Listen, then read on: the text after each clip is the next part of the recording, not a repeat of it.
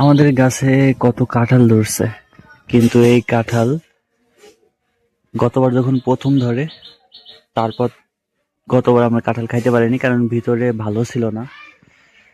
আর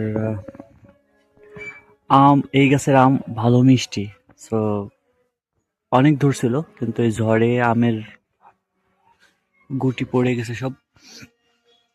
এখন এইগুলোই অবশিষ্ট আছে।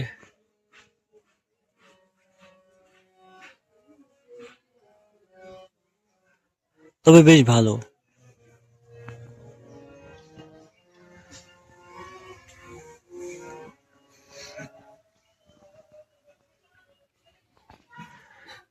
একটা দুইটা, এই দুইটা গাছে আম ধরছে, দেন ওই পাশের গাছটায় আম ধরছে।